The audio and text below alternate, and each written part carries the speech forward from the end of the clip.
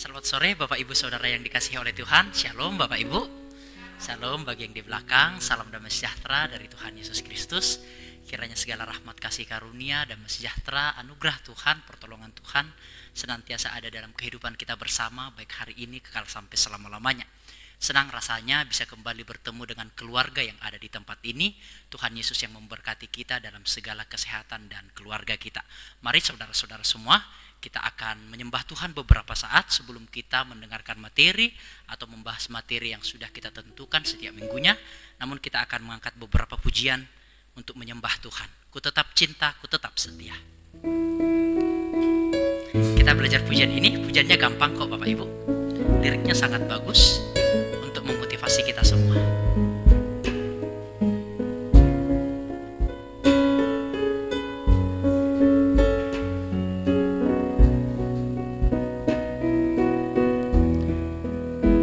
Cinta, ku tetap setia. Ku tetap cinta, ku tetap cinta, walau loban datang menerpa. Ku tetap cinta, amin. Ku tetap setia, tetap setia, walau topan datang menerpa. Ku tetap setia. Refresh. Terlalu banyak yang Tuhan telah beri, takkan mungkin ku balas dari apa yang ku miliki. Ku persembahkan seluruh hidupku, biar ku tetap cinta dan ku tetap setia selama-lamanya. Sekali lagi, ku tetap cinta, amin. Ku tetap cinta, walau badai datang menerpa. Ku tetap cinta, ku tetap setia, ku tetap setia, tetap setia, ku tetap setia, walau topan datang menerpa. Ku tetap setia. Refresh. Terlalu banyak yang Tuhan telah beri, takkan mungkin ku balas dari apa yang ku miliki. Ku persembahkan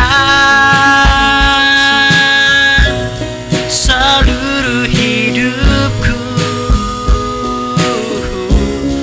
biar ku tetap cinta dan ku tetap setia untuk selama-lamanya. Refresh. Terlalu banyak yang Tuhan telah beri, takkan mungkin ku balas dari apa yang ku miliki. Ku persembahkan seluruh hidupku, biar ku tetap cinta dan ku tetap setia untuk selama-lamanya. Biar kita tetap mencintai Tuhan Bapak Ibu, kita tetap setia, kita tetap mengasihi Tuhan, dan di dalam kita beribadah juga, di dalam kita beriman kepada Yesus, kiranya itu kita bawa sampai akhir hayat hidup kita. Mari kita akan angkat beberapa lagu pujian lagi. Aku mengasihi Engkau Yesus dengan segenap hatiku.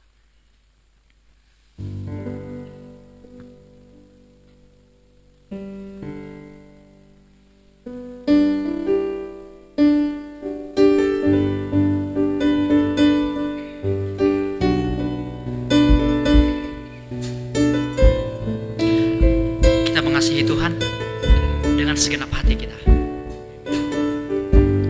Aku mengasihi Engkau Tuhan. Aku mengasihi Engkau Yesus dengan segenap hatiku.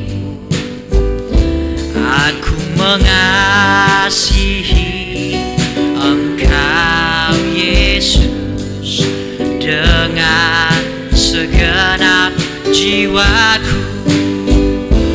Ku renungkan firman-Mu siang dan malam, ku pegang perintah-Mu dan ku lakukan. Engkau tahu ya Tuhan, tujuan hidupku hanyalah untuk menyenangkan hati-Mu. Kita ulangi pujian ini, kiranya menjadi penyembahan kita. Aku mengasihi Engkau Yesus dengan segenap hatiku. Aku mengasihi Engkau Yesus dengan segenap jiwaku. Refrain. Ku renungkan firman-Mu siang dan malam, ku pegang perintah-Mu dan ku lakukan. Engkau tahu ya Tuhan, tujuan hidupku hanyalah untuk menyenangkan. Ku renungkan firman-Mu siang dan malam, ku pegang perintah-Mu dan ku lakukan. Engkau tahu ya Tuhan, tujuan hidupku hanyalah untuk menyenangkan hati-Mu. Mari Bapak Ibu Saudara sekalian, tiba saatnya kita akan mendengarkan renungan atau materi yang sudah kita sepakati bersama-sama. Kita akan siapkan tanah hati yang baik untuk kita mendengarkan materi dengan rileks, dengan santai. Biarlah materi ini boleh memberkati kita semua. Namun sebelumnya kita akan angkat satu pujian untuk kita mendengarkan materi kita. Selidiki aku, lihat hatiku, apakah ku sungguh mengasihi-Mu Yesus.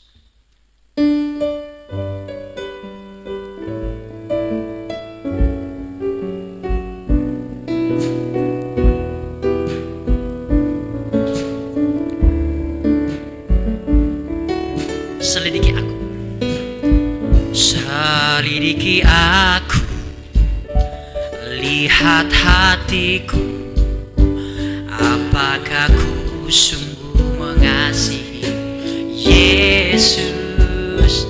Kau yang Maha Tahu dan menilai hidupku, tak ada yang tersembunyi bagimu. Refrain. Telah kulihat kebaikan-Mu yang tak pernah habis di hidupku. Ku berjuang sampai akhirnya Kau dapati aku tetap setia. Kita akan bangkit berdiri bersama-sama Bapak Ibu. Selidiki aku, lihat hatiku. Kita akan mendengarkan firman Tuhan. Sungguh mengasihi Yesus Yesus, Kau yang Maha Tahu dan menilai hidupku. Tak ada yang tersembunyi bagimu. Telah kulihat kebaikanmu yang tak pernah habis di hidupku. Ku berjuang sampai akhirnya Kau dapati aku tetap. Telah kulihat kebaikanmu yang tak pernah habis di hidupku. Ku berjuang sampai akhirnya Kau dapati aku tetap. Ku berjuang sampai akhirnya. Ku berjuang sampai akhirnya Kau dapati aku tetap setia. Mari kita tunduk kepala, kita akan berdoa bersama-sama. Terima kasih Tuhan Yesus, Tuhan sudah menggerakkan hati kami sidang jemaat GPT Lumajang dan Jati Roto yang datang ke tempat rumah ibadah ini. Tuhanlah yang memberkati kami dalam kesehatan keluarga, pekerjaan kami, dan Tuhanlah juga yang akan memberikan kami pengertian untuk kami dapat memahami firman Tuhan dengan objektif, dengan sebaik-baiknya dan dengan sejujur-jujurnya, menurut apa kata penulis pada waktu itu, bukan menurut apa maksud kami pada hari ini. Itulah yang akan kami renungkan bersama-sama. Tuhan menolong sidang jemaat Tuhan, dan Tuhan juga menolong hamba-Mu yang hina ini yang akan menyampaikan materi. Kiranya hamba boleh menyampaikannya dengan seksama kepada seluruh sidang jemaat Tuhan yang ada di tempat rumah ibadah ini. Terima kasih Bapa di surga, kami akan mendengarkan firman Tuhan di dalam nama Tuhan Yesus Kristus, penebus dan juru selamat kami yang hidup. Puji Tuhan. Amin. Silahkan duduk kembali Bapak Ibu Saudara yang dikasihi oleh Tuhan. Shalom Bapak Ibu. Shalom, damai sejahtera Tuhan senantiasa melimpah bagi kehidupan kita bersama, baik hari ini kekal sampai selama-lamanya. Tuhan Yesus datang kembali. Terima kasih bagi saudara-saudara seiman yang selalu setia di dalam mendengarkan firman Tuhan. Kita telah mengambil tempat yang berbahagia ketika di luar sana banyak orang yang menyibukkan dirinya, namun kita telah mengambil sesuatu yang lebih besar dari mereka, sesuatu yang lebih dari mereka, yaitu kita bukan hanya meluangkan waktu untuk perkara-perkara yang jasmaniah. Itu tentu diperbolehkan, itu tentu baik dan itu harus kita lakukan. Namun kita mengambil tempat yang lebih berharga lagi, kita meluangkan waktu untuk beribadah juga kepada Tuhan. Mari saudara-saudara sekalian, hari ini saya akan menyampaikan sebuah tema atau topik atau materi yang sebenarnya cukup berat untuk dipahami. Namun Tuhan akan memberikan kemampuan kepada kita dan saya akan menjelaskannya dengan sederhana supaya bisa dipahami oleh Bapak Ibu Saudara sekalian. Mari saudara-saudara sekalian, hari ini kita akan membahas sebuah tema, yaitu bolehkah bercerai atau finalkah? Atau finalkah memang tidak boleh bercerai? Apapun alasannya, kan begitu. Apakah boleh bercerai dengan alasan perzinahan itu? Karena teks yang akan kita baca saudara-saudara mengandung banyak polemik saudara-saudara sekalian. Yaitu Tuhan Yesus sebenarnya sedang membuat pengecualian bahwa ada perceraian yang diperbolehkan, yaitu kecuali perzinahan itu saudara-saudara sekalian. Namun kan teologi kita, pemahaman kita di gereja Pantekosta Tabernakel, final apapun alasannya, apapun baik itu perzinahan, perselingkuhan, kekerasan di dalam rumah tangga, KDRT, final bahwasannya tidak boleh bercerai. Kan begitu saudara-saudara. Nah, apakah kita melampaui apa yang tertulis di dalam Alkitab? Kan itu kan teologi kita Bapak Ibu Saudara. Padahal teks yang akan kita baca sebentar lagi saudara-saudara, Yesus mengatakan saudara-saudara sekalian, bahwasanya ada sebuah pengecualian khusus, diperbolehkan bercerai jikalau ada perzinahan di sana saudara-saudara. Jikalau Bapak Ibu tidak percaya saudara-saudara, mari kita akan buka Alkitab kita di dalam Matius pasal yang kelima, ayat yang ke-31 sampai ayat yang ke-32. Demikian firman Tuhan, Bapak Ibu bisa lihat di slide yang saya sediakan. Telah difirmankan juga, siapa yang menceraikan istrinya harus memberi surat cerai kepadanya. Tetapi aku berkata kepadamu, setiap orang yang menceraikan istrinya, kecuali karena zina, ia menjadikan istrinya berzina. Dan siapa yang kawin dengan perempuan yang diceraikan, ia berbuat zina. Ini sesuatu yang paradoks. Ingat saudara-saudara, Alkitab itu tidak pernah kontradiksi. Kontradiksi itu berlawanan, saudara-saudara sekalian. Namun paradoks itu seolah-olah berlawanan, namun sebenarnya tidak. Itu arti paradoks. Jadi Alkitab tidak pernah kontradiksi, apalagi kontroversi. Namun Alkitab itu memang kadangkala paradoks, seolah-olah bertentangan. Nah, Yesus memberikan pengecualian di sini. Begitu sangat jelas ayatnya. Tidak perlu banyak tafsiran, saudara-saudara. Dikatakan, aku berkata kepadamu, setiap orang yang menceraikan istrinya, kecuali karena zina, ia menjadikan istrinya berzina, dan seterusnya. Berarti ada pengecualian di sini, saudara-saudara sekalian. Nah, padahal teologi kita selama ini, atau pemahaman kita, itu arti teologi, pemahaman kita, apapun alasannya, sekali seumur hidup, apa yang dipersatukan Allah tidak boleh diceraikan oleh manusia. Yes, saya amini hal itu. Di dalam kitab Maliaki pasal yang kedua ayat 14-16 dikatakan, Allah membenci perceraian. Yes, saya imani hal itu. Namun bagaimana dengan teks ini, saudara-saudara? Saya mengimani apa yang dipersatukan Allah tidak boleh diceraikan manusia. Saya mengimani hal itu. Saya juga mengimani bahwasanya Allah membenci perceraian. Namun teks ini bagaimana? Terus kita yang pro dengan tidak dilegalkannya perceraian, kita berkata, wah ini bukan ayat firman Tuhan bro. Kita mulai berspekulasi. Oh, ayat itu hanya untuk orang Yahudi bro. Kenapa ayat itu hanya untuk orang Yahudi? Karena tidak dituliskan di dalam kitab Markus dan kitab Lukas. Nah, karena Matius itu menuliskannya kepada orang Yahudi, sehingga ayat itu bukan untuk kita, itu hanya untuk orang Yahudi. Oh, teksnya itu salah, bukan kecuali karena zina, tapi walaupun karena zina, sekalipun dengan perzinahan tidak diizinkan bercerai. Kita membuat spekulasi-spekulasi yang terlalu besar, dan kita tidak mau tunduk kepada Alkitab, Bapak Ibu Saudara sekalian. Di kampus, Bapak Ibu Saudara sekalian, kita selalu diajarkan bahwa kita harus tunduk kepada Alkitab, bukan Alkitab yang tunduk kepada kita. Kita yang harus mengikuti apa arti Alkitab. Bukan Alkitab yang tunduk kepada kita punya pemahaman atau kita punya dogmatika, Bapak Ibu Saudara. Jadi mulai hari ini Bapak Ibu, saya ingin mengajak Bapak Ibu Saudara sekalian, walaupun kita semuanya 90% mungkin orang Pantekosta tidak mengizinkan akan adanya perceraian, apapun alasannya, sepurane Bu, mari kita dudukkan dulu teologi itu Bapak Ibu. Kita dudukkan dulu pemahaman itu. Mari kita lihat apa arti ayat itu. Apa ayat itu yang dibicarakan oleh ayat itu loh. Bukan apa kata pemimpin kita tuh. Bukan apa kata dogmatika itu. Mari kita melihat ayat Alkitab itu dia yang membicarakan dirinya sendiri. Mari kita tunduk kepada ayat Alkitab itu. Kendati pun tidak sesuai dengan kita punya pemahaman. Aku pun seperti itu. Walaupun saya tidak sesuai dengan pemahaman saya, namun saya nggak boleh seserakah itu. Saya bertanggung jawab atas firman Tuhan. Jikalau saya lebih-lebihkan, Alkitab berkata di dalam kitab Wahyu, bahwa ada musibah, ada kutukan yang akan diberikan. Dikurang-kurangi, maka berkat Tuhan akan dikurangi. Oleh sebab itu, mari dulu kita dudukkan dulu teologi itu lebih dahulu. Pemahaman kita tentang bercerai dengan alasan apapun. Mari dulu kita dudukkan dulu teologi itu. Ya Bapak Ibu Saudara ya, supaya lebih adil Bapak Ibu. Saya akan to the point saja. Pada poin-poinnya langsung saudara-saudara sekalian.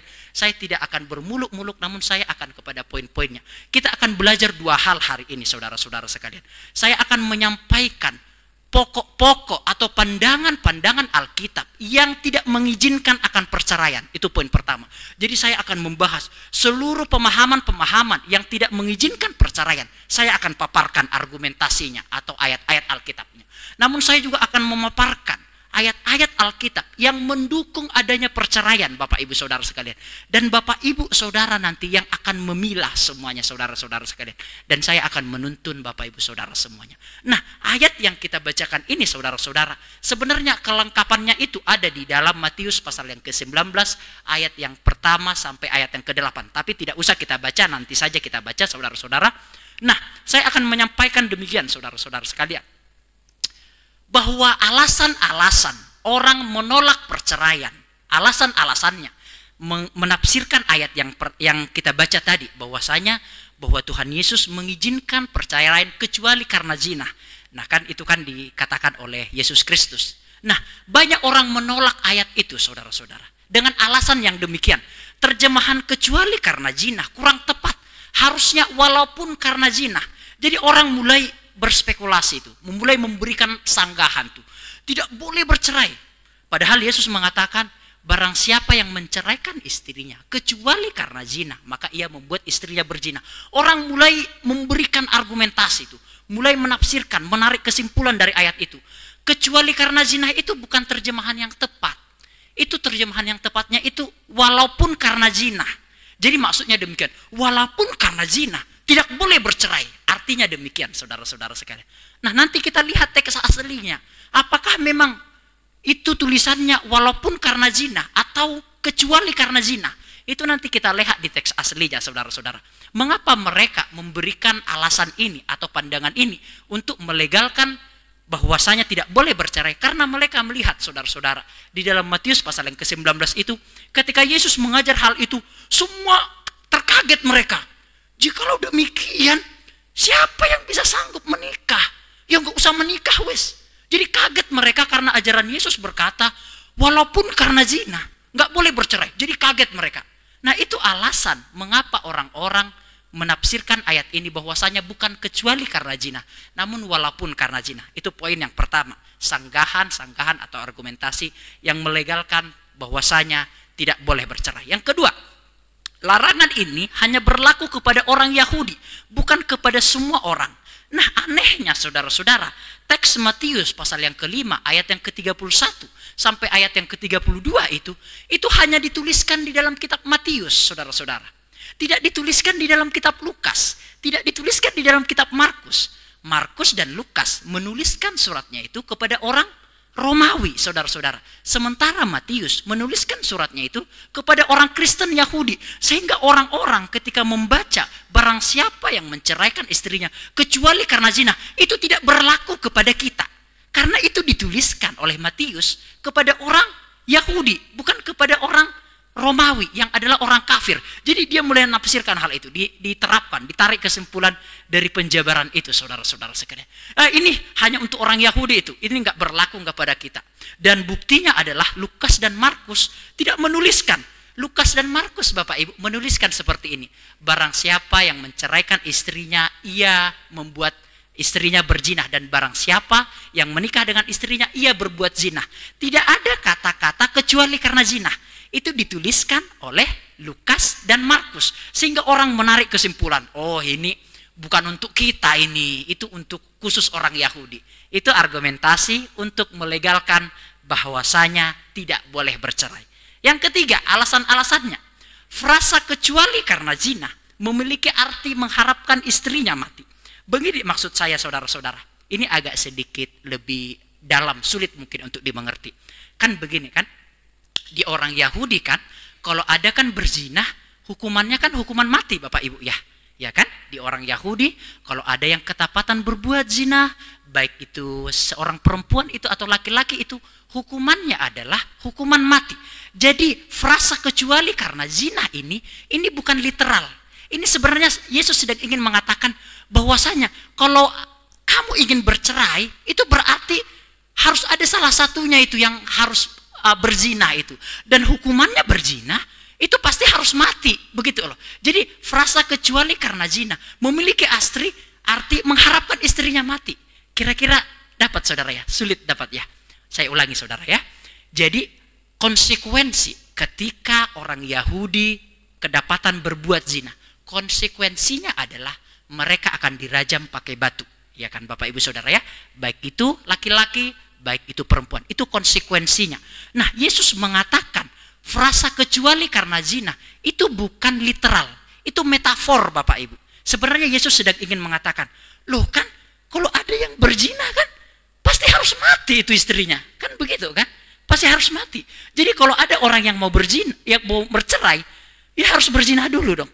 Dan berzina, mati dulu istrinya, dirajam dulu, baru bisa menikah lagi. Artinya apa? Nggak boleh bercerai, hanya maut yang bisa memisahkan. Kira-kira gitu. Dapat ya saudara-saudara ya? Sudah mulai dapat ya? Jadi itu. Jadi udah mati, ya anggap mengharapkan istrinya mati kalau gitu. Oleh sebab itu nggak boleh bercerai. Karena perceraian hanya diperbolehkan ketika istrinya sudah mati. Nah, itu alasan menafsirkan ayat itu, saudara-saudara sekalian.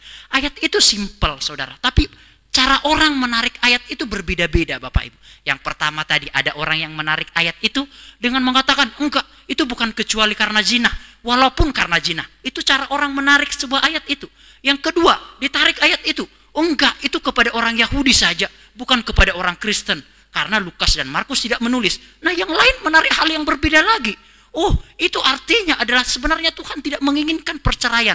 Karena kalau orang bercerai harus ada kematian dulu, baru diperbolehkan bercerai, baru diperbolehkan menikah. Nah, beda-beda orang cara menariknya, Bapak Ibu Saudara sekalian. Itulah Alkitab itu multitafsir. Itulah baiknya kita mendengarkan dari berbagai sudut pandang, saudara-saudara. Yang keempat, saudara. Nah, ternyata 3 argumentasi itu lebih melegalkan bahwasanya perceraian itu tidak boleh. Namun ada 2 argumentasi yang melegalkan bahwasanya perceraian itu diperbolehkan. Nah, dari orang-orang yang membaca ayat yang kita bahas yang tadi, Matius 5 ayat yang ke-31 tadi, ada orang yang menarik kesimpulan demikian. Perceraian diperbolehkan jika salah satu berzina, sama seperti yang Yesus katakan tadi, kecuali karena zina itu. Nah, ini tafsirannya tuh. Jadi perceraian diperbolehkan jika salah satu berzina atau dua-duanya berzina. Namun tidak boleh menikah lagi. Nah, ini kesimpulan yang ditarik. Jadi jikalau ada suami istri, ada satu yang berzina tuh kan, diperbolehkan bercerai, Bapak Ibu. Tapi konsekuensinya kedua belah pihak tidak boleh menikah lagi. Itu konsekuensinya tuh. Oke ya, dipahami dulu. Oke, yang kedua, perceraian diperbolehkan dengan kasus khusus yaitu perzinahan dan boleh menikah lagi. Sama seperti teks yang kita baca. Jadi jikalau diceraikan dengan alasan perzinahan, maka diberikan surat cerai. Dan ketika diberikan surat cerai, maka yang diberikan surat cerai boleh menikah lagi dan tidak berzina. Dan yang memberikan surat cerai juga menikah lagi tidak berzina. Namun jikalau ada orang yang bercerai dengan tidak kasus perzinahan, maka ayat Alkitab itu seturut dengan apa maksudnya Yesus. Dikatakan di situ, ia menjadikan istrinya berzina. Dan siapa yang kawin dengan perempuan yang diceraikan, ia berbuat zina. Maksudnya begini, jikalau ada perceraian bukan dengan kasus perzinahan, maka orang yang menikah dengan perempuan yang diceraikan bukan dengan kasus perzinahan lo ya, maka perempuan itu berzina juga. Dan yang kawin dengan perempuan itu berzina. Laki-laki yang menceraikan perempuan bukan dengan kasus perzinahan, dia menikah dengan perempuan yang lain, dia juga berzina. Dan perempuan yang dinikahi oleh laki-laki yang menceraikan istrinya yang di awal, itu juga berbuat zina, saudara-saudara sekalian. Nah, itu sama. Namun ayat ini, jikalau kasusnya adalah perzinahan, diceraikan dan diberikan surat cerai, yang diberikan surat cerai menikah lagi diperbolehkan, tidak berzina. Yang dia, laki-lakinya, yang memberikan surat cerai kepada istrinya, dia menikah lagi dengan perempuan lain, itu tidak berzina. Itu yang dipahami oleh hal ini, saudara-saudara sekalian. Jadi ada 3 kubu nih yang sudah kita bahas hari ini. Perihal tentang perceraian. Yang pertama, perihal tentang perceraian. Apapun alasannya tidak boleh bercerai. Dengan argumentasi yang tadi. Walaupun dengan argumentasi itu hanya kepada orang Yahudi. Dengan argumentasi sebenarnya itu hanya frasa. Sebenarnya Yesus mengatakan tidak boleh bercerai. Itu yang pertama, apapun alasannya, baik itu perzinahan, perselingkuhan, baik itu KDRT, apapun alasannya, tidak boleh bercerai. Yang kedua, pemahamannya adalah boleh bercerai, tetapi kedua belah pihak tidak boleh menikah lagi. Yang ketiga pemahamannya, boleh bercerai, namun dengan kasus perzinahan, asal diberikan surat cerai dan legal untuk menikah lagi kedua belah pihak. Di mana yang benar, Bapak Ibu? Kita akan masuk di poin yang pertama, Bapak Ibu Saudara sekalian. Saya akan menyampaikan dulu pahaman-pahaman atau pandangan-pandangan ayat-ayat Alkitab yang melegalkan bahwasanya dengan alasan apapun tidak boleh bercerai. Saya akan paparkan, saudara-saudara. Itu namanya saya objektif, Bapak Ibu. Jadi saya paparkan pandangan-pandangan yang tidak mengizinkan perceraian. Namun saya juga paparkan pandangan-pandangan yang mengizinkan akan adanya perceraian. Oke, mari kita masuk di dalam poin yang pertama. Telah difirmankan juga, siapa yang menceraikan istrinya harus memberi surat cerai kepadanya. Nah, ayat ini dikutip oleh Yesus di dalam kitab Ulangan Bapak Ibu Saudara, di dalam kitab Ulangan pasal yang ke-24. Nah, ayat ini kan di dalam Matius pasal yang ke-5 ayat yang ke-31 itu Yesus mengutip ayat itu di dalam kitab Ulangan pasal 24 ayat 1 sampai seterusnya. Kita akan buka Alkitab kita Bapak Ibu Saudara ya. Ulangan pasal yang ke-24 ayat 1 sampai ayat yang ke-4. Demikian firman Tuhan. Apabila seorang mengambil seorang perempuan dan menjadi suaminya, dan jikalau kemudian ia tidak menyukai lagi perempuan itu, sebab didapatinya yang tidak senonoh padanya, lalu ia menulis surat cerai dan menyerahkannya ke tangan perempuan itu. Sesudah itu menyuruh dia pergi dari rumahnya. Jadi ada seorang yang mengambil seorang perempuan dan menjadikan suaminya, perempuan dan menjadi suaminya, maksudnya dia mengambil seorang perempuan. Nah, jikalau pada suatu saat didapati seorang perempuan itu tidak senonoh, lalu akhirnya laki-laki itu menurut surat cerai dan menyerahkan ke tangan perempuan itu. Sesudah itu ia menyuruh dia pergi dari rumahnya. Oke, dapat saudara-saudara ya, pelan-pelan ya. Nah, ayat yang kedua, dan jika perempuan itu keluar dari rumahnya dan pergi dari sana, maksudnya sudah diceraikan, lalu menjadi istri orang lain, dan jika laki-laki yang kemudian ini tidak cinta lagi kepadanya, jadi dia sudah menikah lagi, yang diceraikan yang pertama tadi kan, dia menikah lagi nih dengan laki-laki yang lain, dengan membawa surat cerai yang tadi. Nah, dikatakan keluar dari rumahnya dan pergi dari sana, lalu menjadi istri orang lain, dan jika laki-laki yang kemudian ini tidak cinta lagi padanya, yang tadi tidak senonoh ya, jadi istri suaminya yang pertama itu mendapati yang tidak senonoh, itu kan, tapi suami yang kedua ini hanya mendapati dikatakan tidak cinta lagi, sudah mulai turun, degradasi dianya. Jikalau suami pertama tadi dikatakan mendapati tidak senonoh, nah suami yang kedua ini hanya karena wis nggak suka lagi aku, kan begitu saudara-saudara ya, tidak cinta lagi kepadanya, lalu menulis surat cerai dan menyerahkannya ke tangan perempuan itu, serta menyuruh dia pergi dari rumahnya. Atau jika laki-laki yang kemudian mengambil dia menjadi istrinya itu mati, maka suaminya yang pertama yang telah menyuruh dia pergi tidak boleh mengambil dia kembali menjadi istrinya setelah perempuan itu dicemari. Sebab hal itu adalah kekejian di hadapan Tuhan. Janganlah engkau mendatangkan dosa atas negeri yang diberikan Tuhan Allahmu kepadamu menjadi milik pusakamu. Jadi kita bisa melihat saudara-saudara, ayat Alkitab yang dikutip oleh Yesus yang tadi, siapa yang menceraikan istrinya harus memberi surat cerai kepadanya. Itu dikutip Yesus dari Ulangan pasal yang ke-24 ayat 1 sampai 4. Jadi kita bisa melihat pada zaman bangsa Israel, saudara-saudara, gampang aja itu cerai Bapak Ibu. Gampang aja itu cerai. Tidak didapati senonoh istrinya. Nanti kita lihat apa yang dimaksudkan tidak senonoh dalam bahasa aslinya tuh. Tidak senonoh didapati, langsung aja diberikan surat cerai, dan setelah itu istrinya itu nikah lagi dengan laki-laki lain. Nah, suami kedua dari istri yang sudah diceraikan ini, dia mendapati tidak menyukainya lagi, langsung bisa diceraikan. Jadi kita bisa tahu bahwa di zaman bangsa Israel perceraian itu sesuatu yang sangat mudah. Itu dulu poinnya tuh ya, sesuatu yang sangat mudah. Pertama didapati tidak menyukainya lagi, langsung berikan surat cerai. Namun ingat, jikalau suami yang kedua ini mati, tidak boleh lagi suami yang pertama itu mengambilnya lagi, nggak boleh, harus laki-laki yang lain. Nah begitu saudara-saudara ya. Nah ayat ini saudara-saudara mengandung banyak polemik di zaman Yahudi. Kenapa? Sampai kepada zaman Yesus Kristus. Ayat ini kan ditulis dalam Ulangan kan pada zaman Musa. Nah ayat ini juga mengandung banyak polemik sampai zaman Yesus Kristus. Kenapa mengandung banyak polemik? Karena yang tidak senonoh itu apa? Mulai mereka tafsirkan yang tidak senonoh itu seperti apa, tidak menyukai itu seperti apa. Mulai berargumentasi mereka. Mulai ada Rabi Syama, Rabi Hillel, mulai menafsirkan apa yang diartikan tidak senonoh, apa yang diartikan tidak menyukainya lagi. Sehingga di zaman Yesus Kristus pun ini menjadi polemik. Makanya jikalau Bapak Ibu lihat di Matius pasal yang ke-19 Bapak Ibu, ada ahli-ahli Taurat dan orang-orang Farisi mengatakan begini kepada Yesus. Sebenarnya kasusnya, cerita aslinya itu yang ada di dalam Matius pasal yang ke-5 ayat 31 sampai 32 itu, cerita aslinya itu ada di dalam Matius pasal yang ke-19 ayat yang pertama sampai ayat yang ke-9. Sebenarnya begini ceritanya Bapak Ibu. Ada ahli-ahli Taurat ingin mencobai Yesus dan orang-orang Farisi. Mereka berkata kepada Yesus, apakah diperbolehkan Yesus menceraikan istri dengan alasan apa saja. Nah, kenapa mereka mengatakan demikian? Karena ada banyak polemik di antara mereka.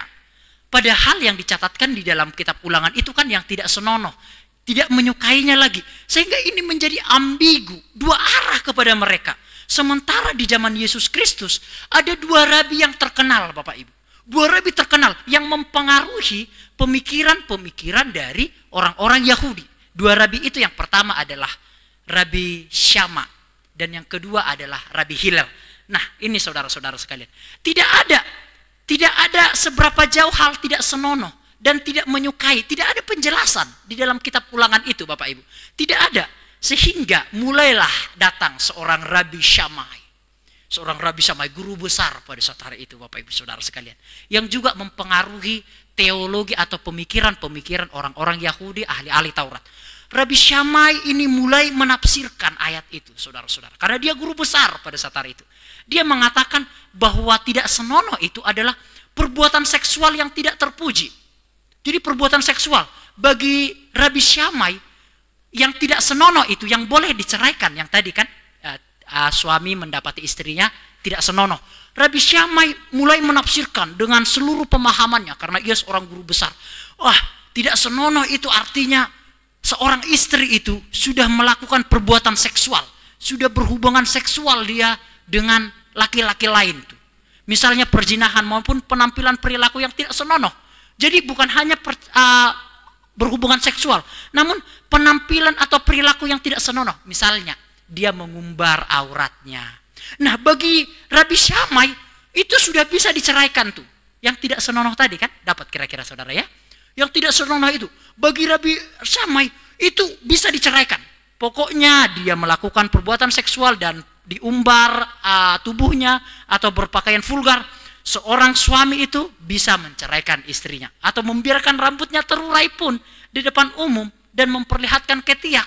Itu sudah bisa menjadi alasan untuk menceraikan, Bapak Ibu. Itu pemahaman Rabi Syamai. Yang kedua, saudara-saudara, poin-poinnya saja, yaitu Rabi Hillel. Nah, Rabi Syamai yang tadi lebih konservatif, Bapak Ibu.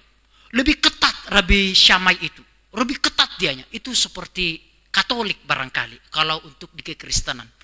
Sangat konservatif, sangat ortodoks. Jadi tidak senonoh itu, pokoknya itu baik itu diurai rambutnya, baik itu mengumbar ketiak saja, berhubungan seksual, itu sudah bisa alasan untuk menceraikan istrinya tuh. Nah, tapi Rabi Hillel ini jauh lebih fleksibel, jauh lebih liberal, jauh lebih terbuka, saudara. Bagi Rabi Hillel apa saja bisa dijadikan alasan perceraian. Bagi Rabi Hillel lebih fleksibel dianya. Jadi jikalau bagi Rabi Syamai itu hanya karena perzinahan, perselingkuhan, hubungan badan dan mengumbar tubuh. Nah, bagi Rabi Hillel lebih gampang aja. Apa saja diperbolehkan orang menceraikan istrinya dengan alasan apa saja. Tidak harus berkaitan dengan hal-hal seksual. Contoh Bapak Ibu, contoh masakannya aja Bapak Ibu. Masakannya nggak enak, diceraikan Bapak Ibu. Loh, benar. Makanya dikatakan di ayat yang kedua itu di dalam Ulangan pasal yang ke-24 itu, jikalau perempuan itu dikatakan laki-laki itu mendapati tidak menyukai perempuan itu lagi, hanya tidak menyukai, langsung diceraikan Bapak Ibu saudara sekalian. Itu Rabi Hillel tuh. Jadi dilihat mungkin istrinya itu, ini pakaian nggak dicuci ini. Langsung diberikan surat cerai Bapak Ibu. Nah, cerai kamu. Didapati masakannya terlalu asin barangkali Bapak Ibu, diceraikan. Nah, dua pandangan ini Bapak Ibu begitu sangat mendominasi di dalam kalangan orang Yahudi di zaman Yesus Kristus. Makanya Bapak Ibu saudara sekalian, ketika ahli-ahli Taurat dan orang-orang Farisi datang kepada Yesus, orang-orang Farisi itu bilang, Yesus, apakah diperbolehkan menceraikan istri dengan alasan apa saja? Kira-kira Bapak Ibu saudara, kira-kira pemahaman siapa yang dibawa oleh ahli-ahli Farisi dan orang-orang ahli Taurat ini, saudara-saudara? Ketika orang-orang Farisi datang kepada Yesus dengan mengatakan, Yesus, apakah diperbolehkan menceraikan istri dengan alasan apa saja? Kira-kira dari dua rabi yang berkembang di zaman Yesus Kristus, Rabi Syamai dan Rabi Hillel, pemahaman siapa yang dibawa oleh imam-imam ini atau ahli-ahli Taurat atau orang-orang Farisi ini? Halo? Pemahaman siapa yang dibawa? Pemahaman Rabi Hillel. Karena Rabi Syamai itu konservatif. Boleh diceraikan tapi hanya karena perzinahan. Juga karena tidak senonoh atau diumbar. Namun jikalau hanya karena masakan, tidak enak, hanya karena bosan, nggak boleh cerai. Itu Rabi Syamai. Nah, tapi Rabi Hillel ini lebih fleksibel dia. Sehingga kita bisa tahu indikasinya tuh. Berarti pada zaman Yesus Kristus, banyak orang lebih mendominasi pemahaman Rabi Hillel dengan orang-orang Farisi tadi, ahli-ahli Taurat tadi dengan mengatakan, bagaimana Yesus? Apakah diperbolehkan menceraikan istri dengan alasan apa saja? Sehingga memang benarlah pada zaman Yesus Kristus lebih banyak orang menganut pemahaman Rabi Hillel, Bapak Ibu Saudara. Nah, Bapak Ibu, sekarang kita dapat satu pemahaman yang begitu sangat penting. Kita mengetahui kan bahwa Rasul Paulus adalah murid dari Rabi Gamaliel. Gamaliel adalah murid dari Rabi Hillel, Saudara. Nah, kita bisa tahu sekarang mengapa Rasul Paulus fleksibel itu, kita bisa tahu. Wong guru-gurunya Rasul Paulus aja Rabi Hillel kok. Kan dapat sekarang konsepnya Bapak Ibu ya. Jadi membahas sejarah itu penting sekali. Kita bisa tahu bagaimana fleksibelnya Rasul Paulus. Karena gurunya Gamaliel. Dan Gamaliel itu gurunya, ayah Gamaliel itu Bapak Ibu. Itu Rabi Hillel Bapak Ibu Saudara sekalian. Yang berkembang Bapak Ibu Saudara. Jadi kita bisa tahu tuh sekarang. Mengapa Rasul Paulus mengatakan, kepada orang miskin aku menjadi orang miskin, kepada orang lemah aku menjadi orang lemah, kepada orang Yahudi aku menjadi orang Yahudi. Sangat fleksibel dianya. Karena apa? Wong gurunya aja Rabi Hillel, gurunya aja Rabi Gamaliel tuh. Nah, itulah pentingnya membahas sejarah ini Bapak Ibu. Jadi sejarah itu menolong, mendukung keakuratan dari Alkitab itu. Sehingga kita bisa mengetahui karakter psikologis dari Rasul Paulus. Oke, itu hanya poinnya saja supaya kita mendapat pemahaman yang baru. Nah, bagaimana dengan Yesus Kristus? Menjawab pertanyaan itu. Apakah Yesus lebih pro kepada Rabi Syamai yang berkembang, atau Yesus itu lebih pro kepada Rabi Hillel, saudara-saudara sekalian? Nah, ini yang akan kita bahas. Nah, argumentasi atau kontra perceraian adalah yang pertama, saudara-saudara sekalian. Ketika membahas ayat itu, yang pertama argumentasinya adalah yang tidak menginginkan perceraian. Tuhan Yesus lebih menekankan permanensi pernikahan. Ini adalah pandangan bagi orang yang kontra perceraian. Jadi sebenarnya kan berkembang asal-asalan tuh kan. Kita bisa melihat ketika imam-imam itu, ketika ahli-ahli Taurat itu mengatakan kepada Yesus, diperbolehkan enggak menceraikan istri dengan alasan apa saja? Dari sini kita bisa melihat secara psikologis bahwa perceraian itu begitu sangat gampang pada zaman Yesus Kristus. Nah, sehingga Yesus mengambil tempat yang lebih strong, yang lebih konservatif, yang lebih ketat. Yesus mengatakan, enggak boleh, jikalau dahulu kamu bercerai gampang, sekarang enggak bisa gitu lagi. Pernikahan itu harus permanen. Itu yang diajarkan oleh Yesus. Melalui teks yang tadi, saudara-saudara. Perceraian yang tidak sah tetap mengikat kedua belah pihak, saudara-saudara. Jadi Yesus mulai mengajarkan permanensi pernikahan yang semerawut pada zaman Yesus Kristus. Semerawut sebuah pernikahannya. Jadi Yesus mulai mengubah. Kan kita tahu kan bahwa Yesus menggenapi hukum Taurat kan. Jadi tafsiran-tafsiran hukum Taurat yang tadi itu, semerawut itu, Yesus mengubah tafsiran itu. Jikalau selama ini apapun you mau ikutin Rabi Syamai, you mau ngikutin Rabi Hillel, sekarang aku lebih ketat daripada Rabi Syamai lebih Hillel. Rabi Syamai, Rabi Hillel itu semua kedua Rabi ini boleh bercerai, namun ada prinsip-prinsipnya, bercerai berbeda. Saya berbeda dari Rabi Hillel, berbeda dari Rabi Syamai. Apapun alasannya tidak boleh bercerai. Itu adalah pemandangan dengan kontra perceraian, saudara-saudara sekalian. Pahami dulu saudara-saudara ya. Argumentasinya apa? Mengapa mereka fix kontra perceraian? Gak boleh bercerai dengan alasan apa saja. Kita membaca saudara-saudara sekalian. Di dalam Matius pasal yang ke-19 ayat yang ke-3 sampai 6, Bapak Ibu bisa baca nanti Bapak Ibu. Saya akan ambil kesimpulannya saja. Sejak awal Allah hanya mengesahkan pernikahan heteroseksual, monogamis. Jadi sejak awal pernikahan itu Tuhan rancang itu heteroseksual, monogamis. Ikatan pernikahan berasal dari Allah sendiri. Apa yang sudah dipersatukan Allah tidak boleh diceraikan oleh manusia. Jadi pandangan yang kontra perceraian ini dasarnya kuat sekali Bapak Ibu. Dasarnya kuat sekali. Apa yang dipersatukan Allah tidak boleh diceraikan manusia. Sehingga permanensilah pernikahan itu. Apakah itu alasannya perzinahan, apakah itu alasannya KDRT, apapun. Sejak awal bahwa apa yang sudah dipersatukan Allah tidak boleh diceraikan oleh manusia. Itu alasannya saudara. Kuat saudara-saudara ya. Saya objektif menyampaikan argumentasi orang yang tidak mengizinkan perceraian. Yang kedua, Tuhan Yesus menekankan akibat buruk dari perceraian. Lebih menyoroti konsekuensi dari sebuah perceraian, Bapak Ibu Saudara sekalian. Jadi Yesus itu maksudnya begini loh. Kalau bercerai kan nggak menyelesaikan masalah. Iya kan? Kasihan anak-anak. Kan begitu Bapak Ibu Saudara ya. Bapak Ibu Saudara, ini nggak tahu kenapa. 1 minggu kemudian, 2 minggu kemudian Bapak Ibu. Sebelumnya, maafkan. Ada seorang suami istri yang datang kepada saya Bapak Ibu. Yang meminta saya datang ke rumahnya. Benar Bapak Ibu. 2 minggu kemudian, saya nggak usah sebutkan orangnya. Dan memang udah mau bercerai Bapak Ibu. Memang mau bercerai. Udah ambil tanda tangan tuh semua. Saya dipanggil, bro datang dulu ke sini. Gimana katanya.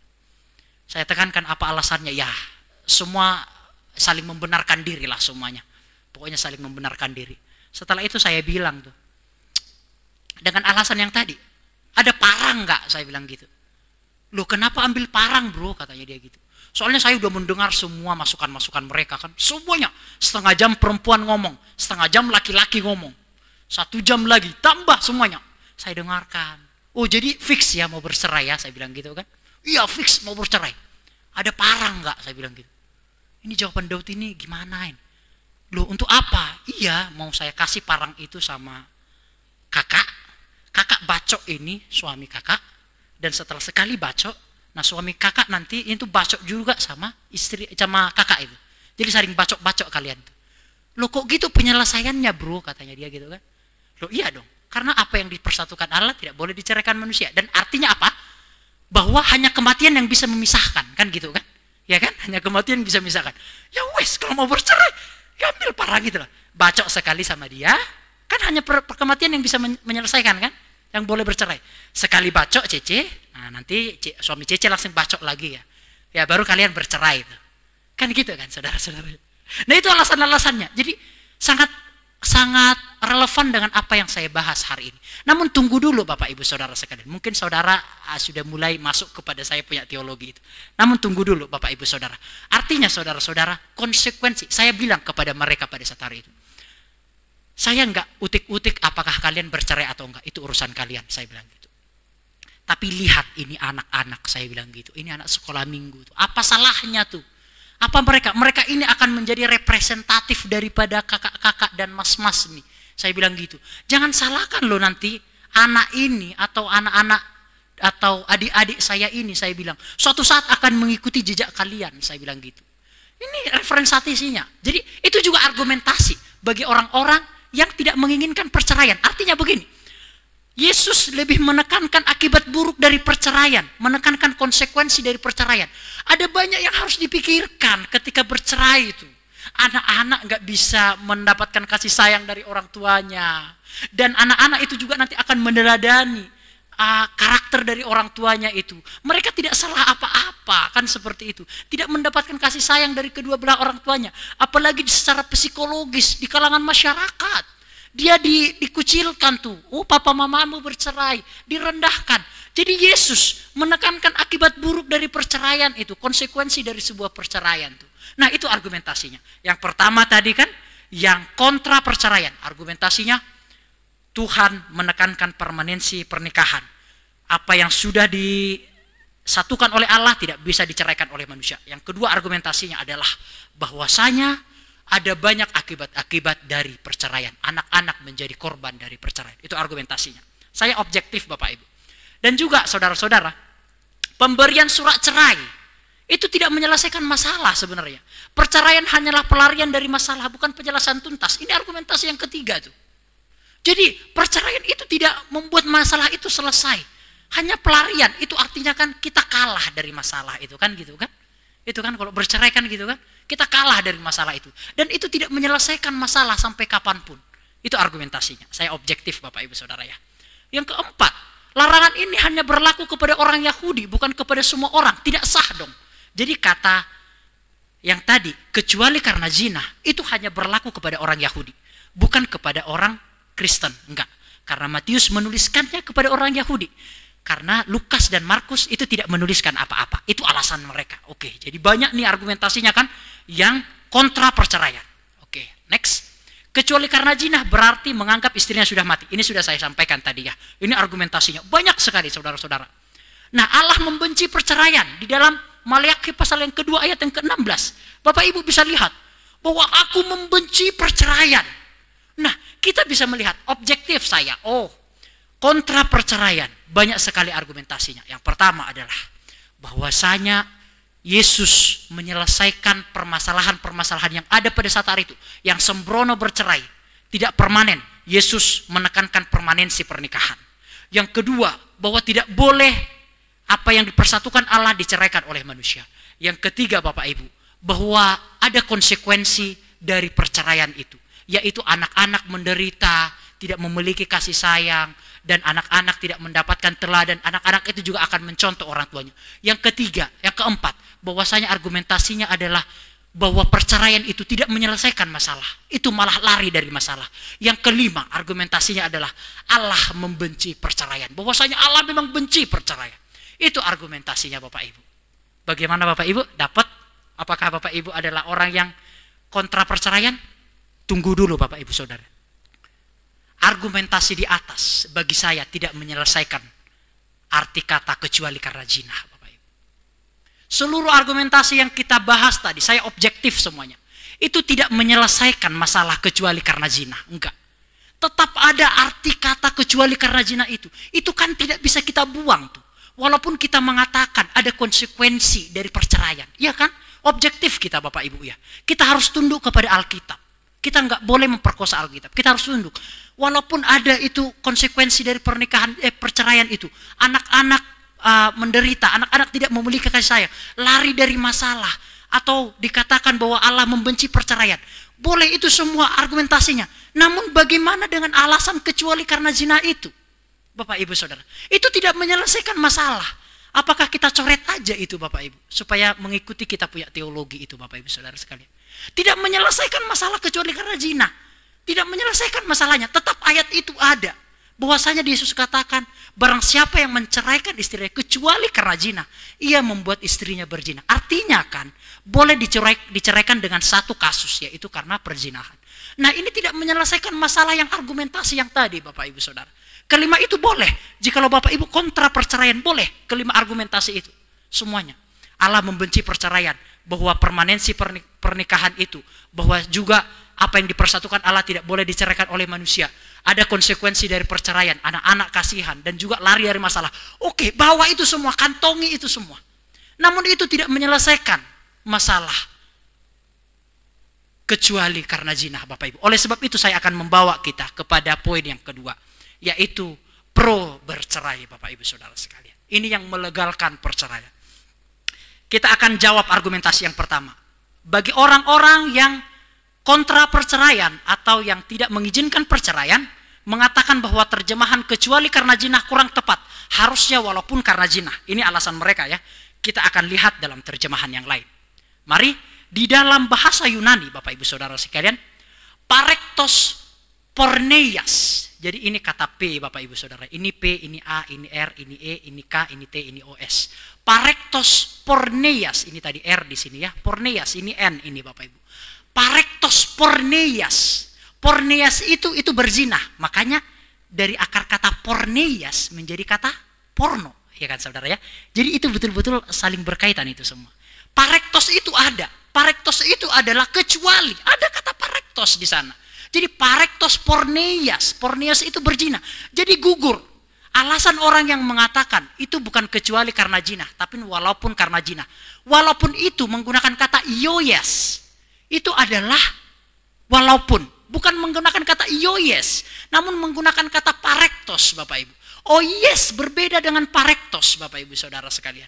Jadi jelas, gugur. Atau jikalau Bapak Ibu nggak percaya, kita lihat di dalam New King James Version. New King James Version. Di dalam terjemahan bahasa Inggris yang lebih populer atau yang lebih baru. Dikatakan di situ divorce. Divorce itu artinya menceraikan Bapak Ibu ya. Except.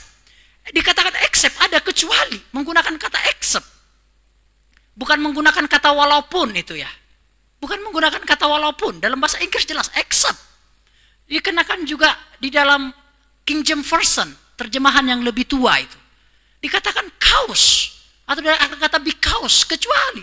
Cause itu, saving for the cause. Jadi dikatakan juga di dalam NIV. NIV itu, New International Version. Itu kira-kira bahasa Indonesia sehari-hari di dalam bahasa Inggris. Dikatakan except. Jadi baik itu King James Version, baik itu bahasa Yunani, terjemahan aslinya, New King James Version, NIV. Lihat saja Bapak Ibu. Terjemahan bahasa Indonesia lama, bahasa Indonesia sehari-hari. Tidak pernah mengaburkan kata kecuali karena zina. Tidak pernah mengubah kecuali karena zina dengan kata walaupun karena zina. Jadi gugur, argumentasi yang pertama gugur Bapak Ibu. Ini kita objektif Bapak Ibu Saudara ya. Kita betul-betul jujur terhadap Alkitab. Kita harus tunduk kepada Alkitab itu punya mau. Bukan kita punya dogmatika tuh Bapak Ibu Saudara. Oke, yang kedua. Larangan ini hanya berlaku kepada orang Yahudi. Bukan kepada semua orang. Ini. Berarti kan ini kan argumentasinya kan. Loh kenapa ya? Kenapa nggak dituliskan oleh Markus dan Lukas? Markus dan Lukas hanya menuliskan. Barang siapa menceraikan istrinya, ia membuat istrinya berzina. Dan barang siapa yang menikah dengan istri yang diceraikan, ia berzina. Tidak menggunakan kata kecuali karena zina. Jikalau ibu tidak percaya, kita akan membuka Markus pasal yang ke-10. Markus pasal yang ke-10 ayat yang ke-11 Bapak Ibu Saudara ya, dan 12. Markus 10 ayat 11 dan 12. Lalu katanya kepada mereka, barang siapa menceraikan istrinya lalu kawin dengan perempuan lain, ia hidup dalam perzinahan terhadap istrinya itu. Dan jikalau istrinya menceraikan suaminya dan kawin dengan laki-laki lain, ia berbuat zina. Di dalam Markus enggak dituliskan demikian. Barang siapa menceraikan istrinya kecuali karena zina. Enggak dituliskan oleh Markus. Markus hanya menuliskan istrinya lalu kawin dengan perempuan lain, ia hidup dalam perzinahan. Lukas juga demikian Bapak Ibu Saudara sekalian. Yuk kita lihat Lukas pasal yang ke-16 ayat yang ke-18 Bapak Ibu Saudara ya. Demikian. Setiap orang yang menceraikan istrinya lalu kawin dengan perempuan lain, ia berbuat zina. Dan barang siapa kawin dengan perempuan yang diceraikan suaminya, ia berbuat zina. Sama. Markus dan Lukas tidak menggunakan kata kecuali karena zina Bapak Ibu Saudara sekalian. Jadi orang langsung memberi sanggahan. Nah itu berarti Matius nambah-nambahin nih. Boncek no Matius ini ditambah-tambahin tuh. Kecuali karena zina itu loh. Pong Markus dan Lukas tidak menulis arti kecuali karena zina. Oh langsung diberikan lagi argumentasi. Oh berarti Matius itu menuliskan kepada orang Yahudi tuh. Bukan orang Romawi. Romawi itu kan orang kafir tuh. Kita kan orang kafir tuh. Jadi yang kepada orang Yahudi bukan kepada kita tuh. Yuk sekalian aja hapus kitab Matius itu. Iya kan? Sekalian aja hapus kitab Matius itu. Jikalau kita berkata kitab Matius itu hanya kepada orang Yahudi. Kan gitu logisnya saudara-saudara ya. Jadi mari kita memahami Alkitab itu secara objektif Bapak Ibu. Nah saudara-saudara. Begini Bapak Ibu Saudara. Kan ini kan murid-murid Yesus nih.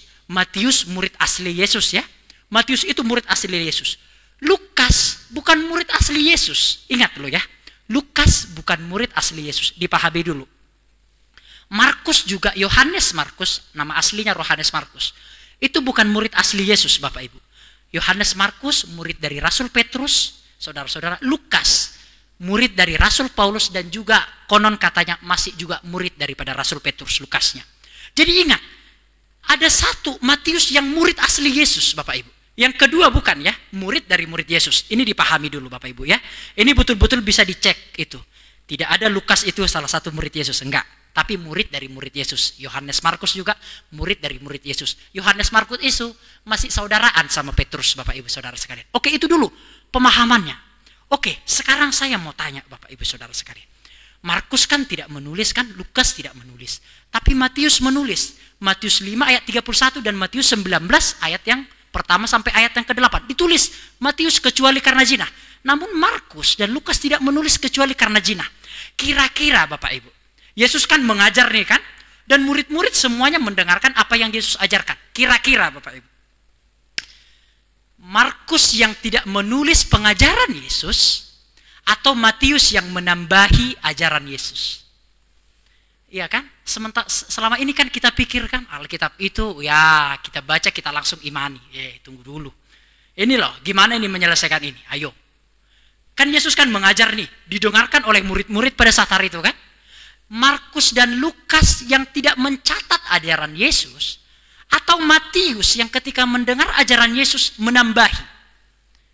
Kira-kira logis yang mana Bapak Ibu? Matius yang menambahi kecuali karena zina, atau Lukas dan Markus yang mengurangi kata kecuali karena zina? Pusing kan sekarang kan? Ya itu perjuangan itu. Gitu. Gimana Bapak Ibu Saudara sekalian? Gimana jawabannya? Yesus mengajarkan Markus dan Lukas tidak mencatat, atau Yesus mengajarkan, atau Yesus tidak mengajarkan tapi Matius yang menambah? Ayo. Jadi Yesus mengajarkan tapi Markus dan Lukas, maksudnya Yesus mengajarkan kecuali karena zina, itu boleh diceraikan, tapi Lukas dan Markus tidak mengajarkan, tidak menuliskan maksudnya, atau dikatakan Yesus tidak mengajarkan kecuali karena zina, tapi Matius menambahkan. Kan itu saudara-saudara.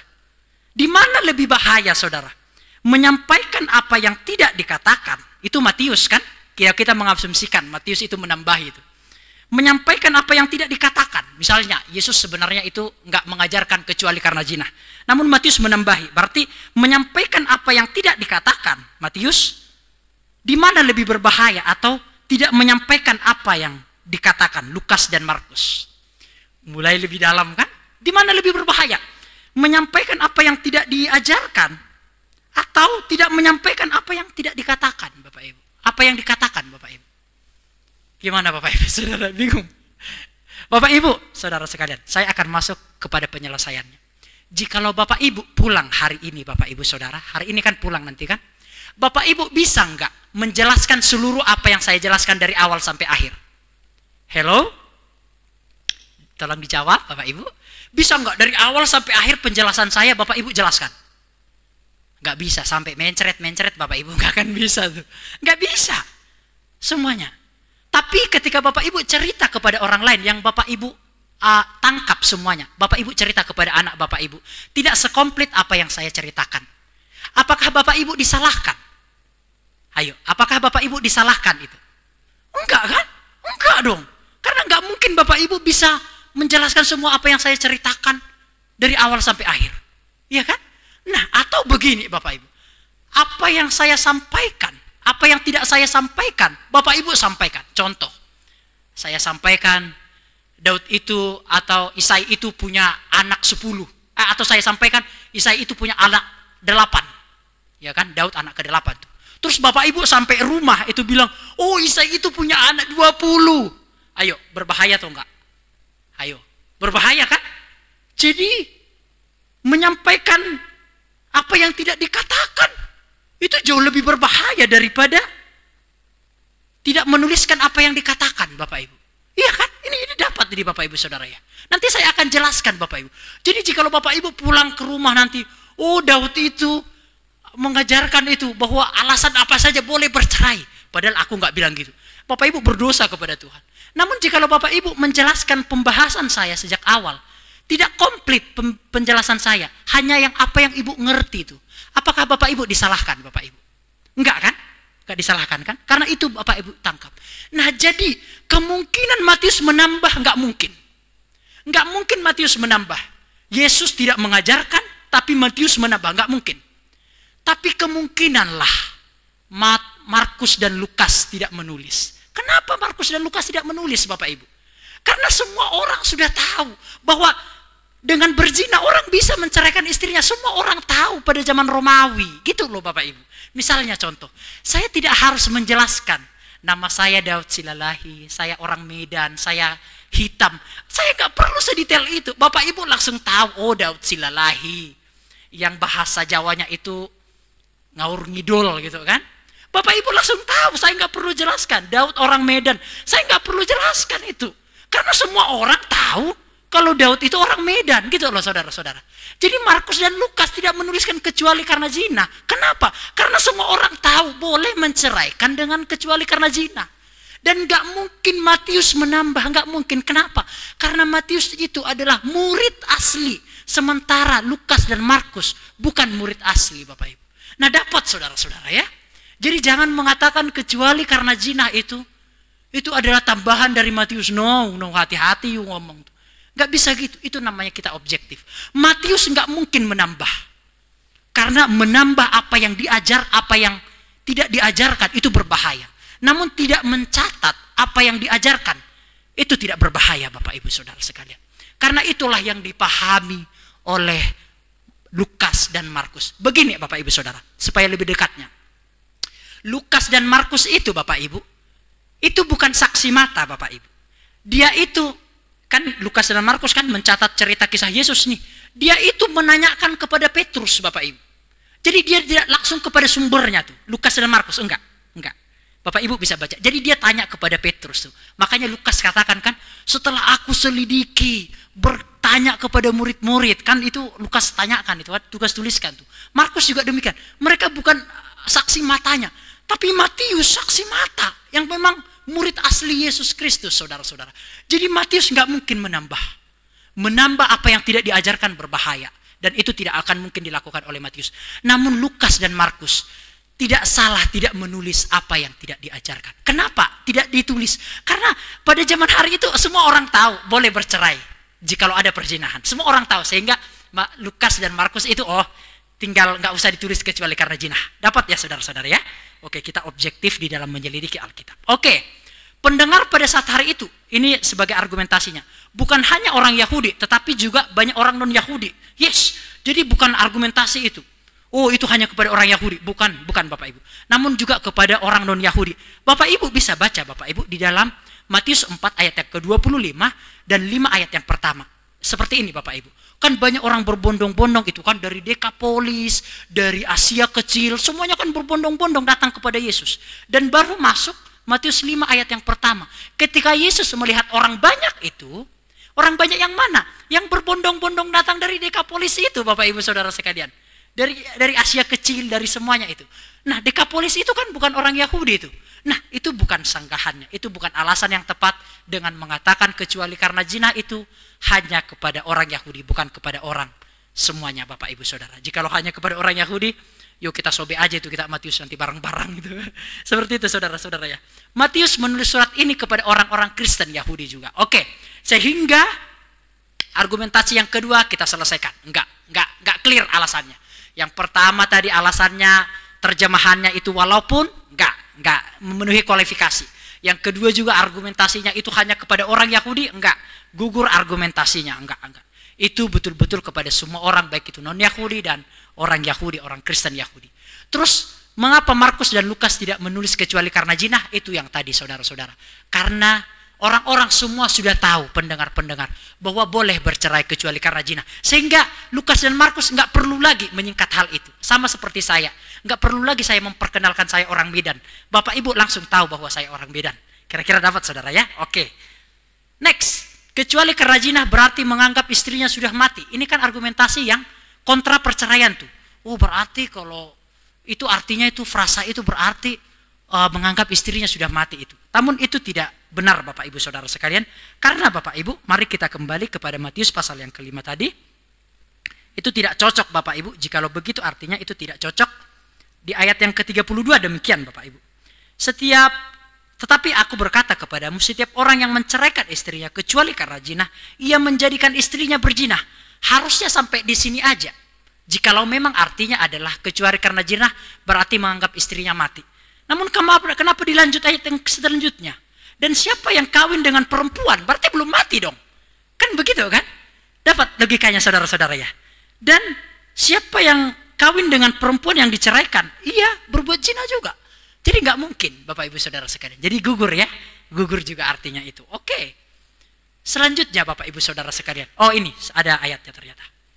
Oke, mari kita eksegesa ayat itu Bapak Ibu. Mari kita bedah, eksegesa itu dicincang Bapak Ibu.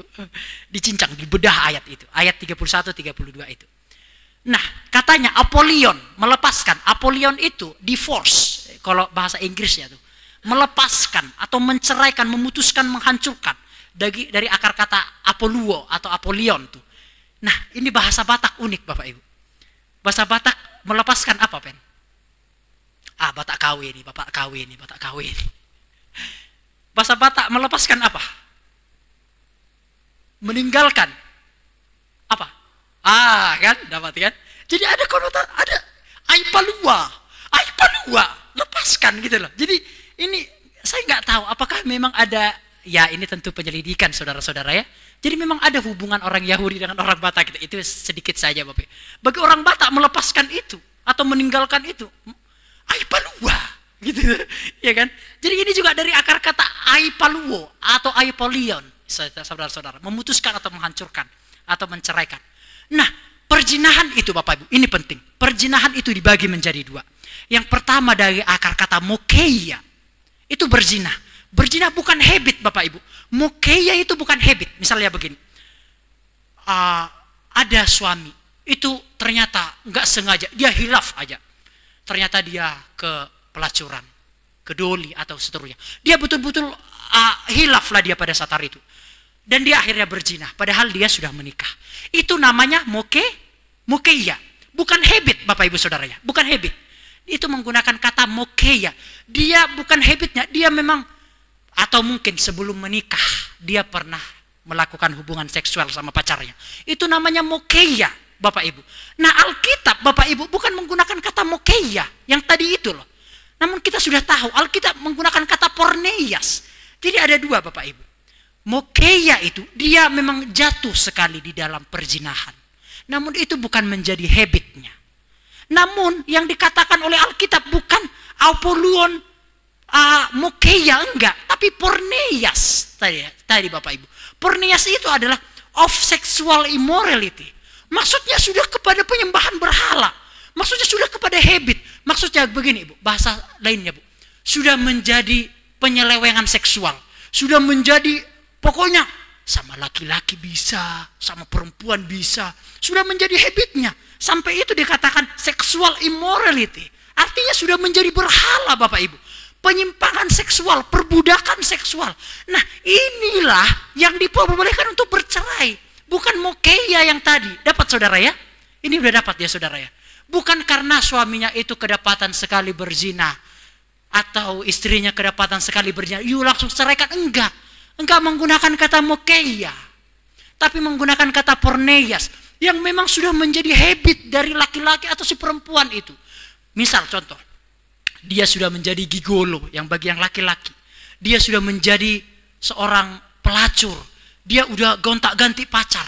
Mengapa? Mengapa Yesus menghalalkan jikalau bercerai karena porneias itu? Ayo, kenapa? Demi keselamatan suami atau istri itu terkena penyakit itu Bapak Ibu. Makanya itu loh objektifnya belajar Alkitab itu begitu Bapak Ibu. Jadi jangan semena-mena kita langsung katakan alasan apapun kita nggak boleh bercerai. Tunggu dulu. Lihat dulu terjemahan bahasa aslinya. Supaya kita selesai. Namun you nggak bisa menceraikan istri atau suamimu. Jikalau memang dia hilaf. Sekali atau mungkin sebelum menikah. Dia pernah melakukan hubungan seksual. You nggak bisa ceraikan. Karena itu mokeia. Bukan porneias Bapak Ibu. Dapat saudara-saudara ya. Ini topik yang sulit namun saya selalu menjelaskan dengan sederhana supaya Bapak Ibu lebih menangkap. Nah itulah yang dinamakan of sexual immorality. Jadi jikalau memang ada yang sudah kedapatan itu habitnya Bapak Ibu ke setiap bulan ke sana pelacuran itu atau istrinya, sekarang nuhun sewu Bapak Ibu. Sekarang saya malah melihat banyakan perempuan yang menyimpang Bapak Ibu Saudara, yang lebih banyak selingkuh Bapak Ibu daripada laki-laki. Nuhun sewu, sepurane. Lihat aja di artis-artis itu.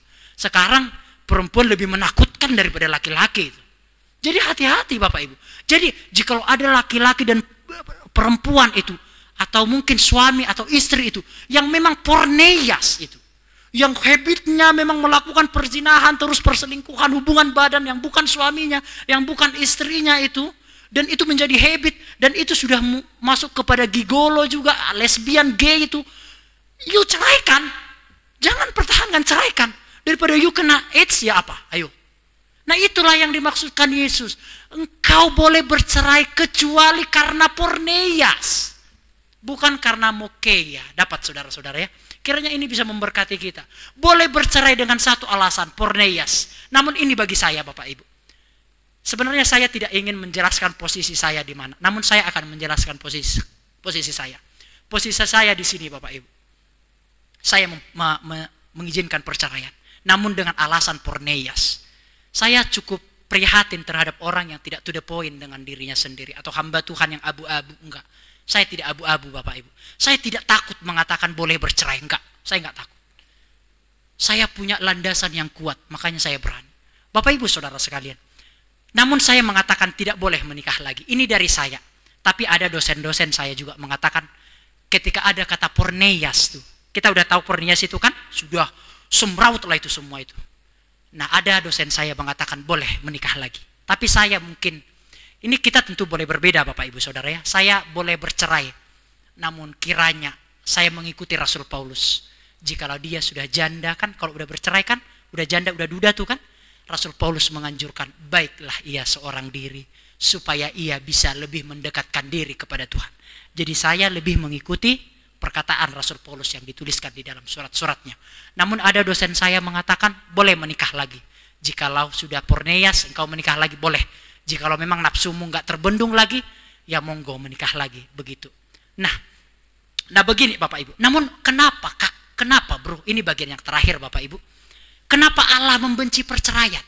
Kan itu kan nggak terbantahkan Pak ya? Iya kan ya? Kan Allah juga membenci perceraian kan? Dan juga apa yang dipersatukan Allah tidak boleh diceraikan manusia. Terus bagaimana nih? Kontradiksi dong ini kan? Saya objektif Bapak Ibu. Kan kontradiksi kan?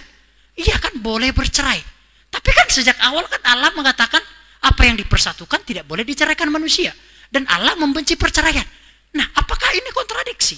Bapak Ibu, bagaimana cara penyelesaiannya? Enggak. Alkitab tidak pernah kontradiksi. Itu hanya seolah-olah kontradiksi. Begini Bapak Ibu.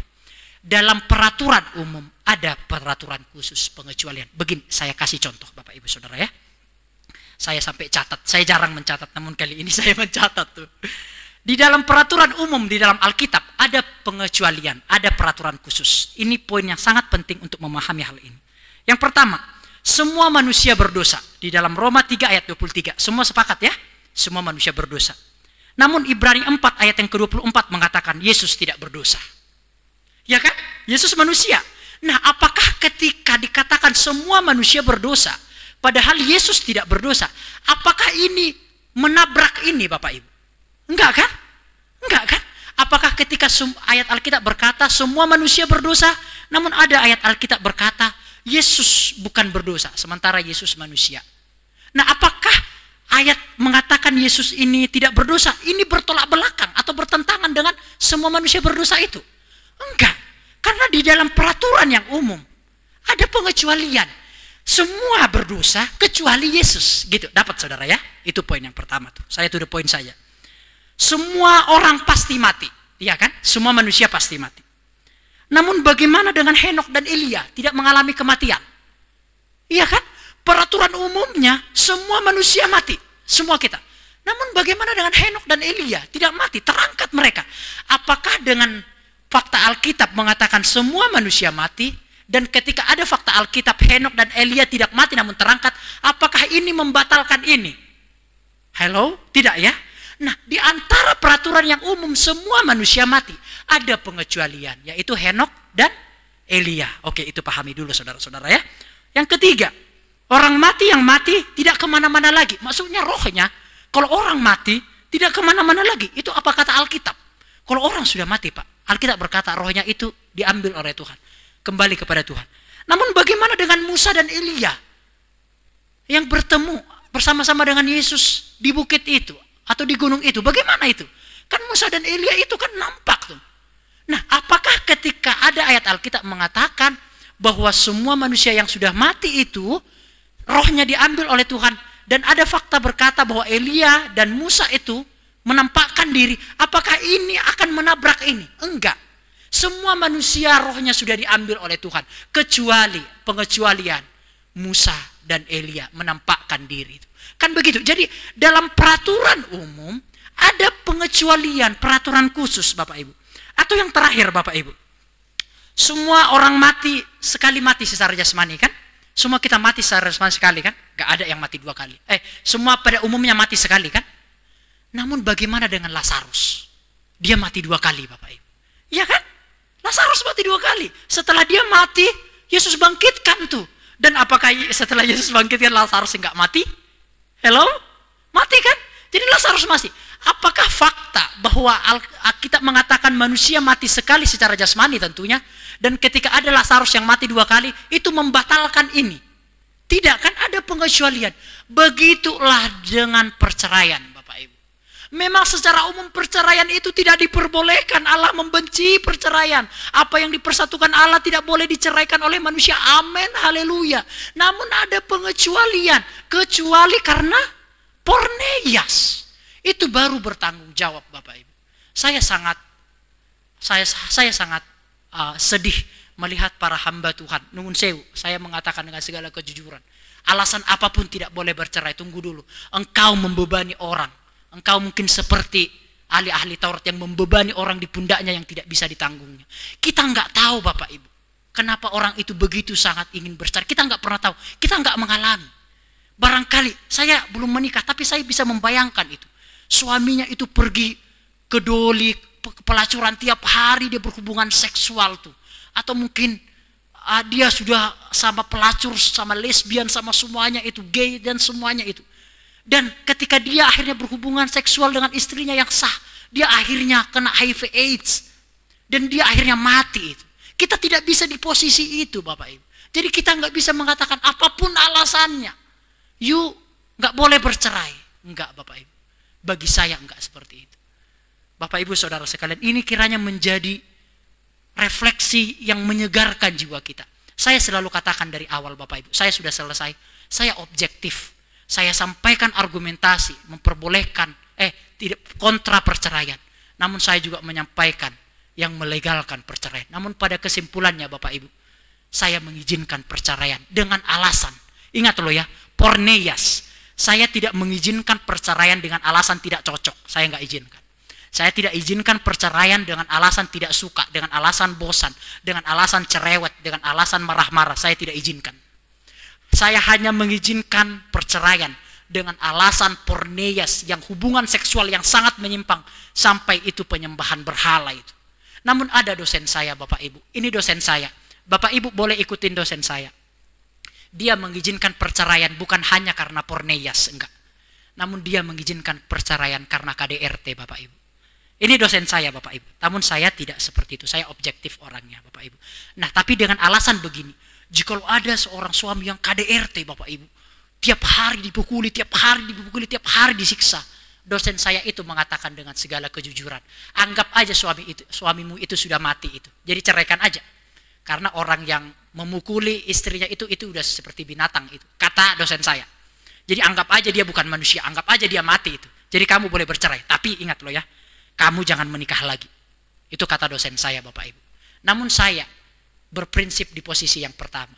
Saya hanya mengizinkan perceraian dengan alasan porneias. Namun jikalau ibu mungkin ada sanak saudara yang mungkin KDRT dan seterusnya, saya tidak menganjurkan. Namun Bapak Ibu boleh mengadopsi. Saya tidak menganjurkan. Ingat loh ya, Bapak Ibu boleh mengadopsi apa yang dikatakan oleh dosen saya. Bayangkan, kita kan nggak di posisi itu Bapak Ibu. Itu loh bahayanya kita sebagai orang yang pengkhotbah itu kan. Kita nggak di posisi itu. Bayangkan kita ditampeleng setiap malam tuh. Kita kan nggak di posisi itu. Yo bagi saya sih ceraikan aja. Yo saya nggak menikah lagi. Daripada saya mati ditikam, mabuk suami istrinya gitu atau suaminya ditikam mati saya, itu kan nggak berhikmah. Ya wes ceraikan aja. Baru nggak usah menikah. Namun saya nggak posisi itu. Ingat deh ya, saya nggak di posisi itu. Saya di posisi yang pertama. Saya tidak mau melampaui apa yang dikatakan oleh Alkitab. Saya mengizinkan perceraian sebagai penutup dengan alasan kelainan seksual atau porneias itu Bapak Ibu Saudara sekalian. Nah ini slide terakhir. Ini pengakuan iman dari bapak-bapak gereja kita Bapak Ibu. Jadi dulu kita kan pada abad ketiga kan. Abad ketiga, abad keempat itu ada pengakuan-pengakuan iman. Ini pengakuan iman dari bapak-bapak gereja kita Bapak Ibu Saudara ya. Ini bukti-buktinya saudara-saudara. Dalam kasus perzinahan sesudah pernikahan, ingat ya, dalam kasus perzinahan sesudah pernikahan adalah sah bagi pihak yang tidak bersalah untuk menuntut sebuah perceraian. Ingat Bapak Ibu ya, dalam kasus perzinahan sesudah pernikahan adalah sah bagi yang pihak yang tidak bersalah, yang diselingkuhi maksudnya, untuk menuntut sebuah perceraian. Saya sampai di situ saja. Namun pengakuan iman ini sampai kepada yang terakhir. Sesudah perceraian itu untuk menikahi yang lain seolah-olah pihak yang melakukan perzinahan itu sudah meninggal dunia. Itu bagi pengakuan imam di zaman bapak-bapak gereja kita. Namun saya tidak sampai kepada sana. Namun jikalau Bapak Ibu ingin sampai kepada sana, no problem. Semua perbedaan itu tidak masalah Bapak Ibu Saudara sekalian. Amin Bapak Ibu Saudara sekalian. Panas saya melihat itu asap di kepala Bapak Ibu Saudara semuanya. Oke.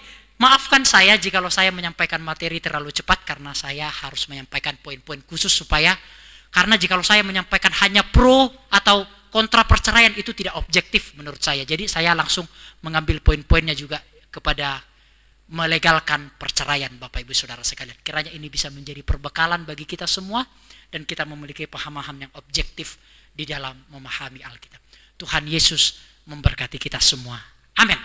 Saya undang pemain musik. Saya tepat waktu.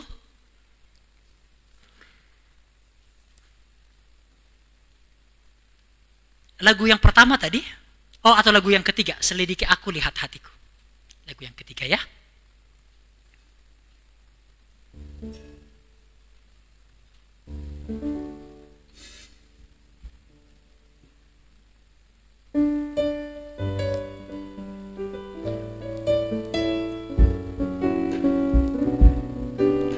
Saudara-saudara semua, karena minggu pertama adalah giliran saya Bapak Ibu, jadi untuk minggu pertama nanti saya akan menjelaskan apa sih akibat perceraian itu. Lanjut aja musiknya. Saya akan menjelaskan nanti apa saja sih mengapa orang itu bercerai. Saya akan jelaskan nanti itu semua. Karena di minggu pertama barangkali Bapak Ibu masih ingin untuk menjelaskan materi ini, dan saya akan menjelaskan lebih dalamnya lagi masalah-masalah ini Bapak Ibu. Apa penyebab-penyebabnya, bagaimana solusi-solusinya, kenapa tidak cocok dan seterusnya. Saya akan menjelaskan nanti akibat-akibat dan solusi-solusi supaya tidak bercerai Bapak Ibu. Yuk kita nyanyikan lagu yang tadi, Selidiki Aku.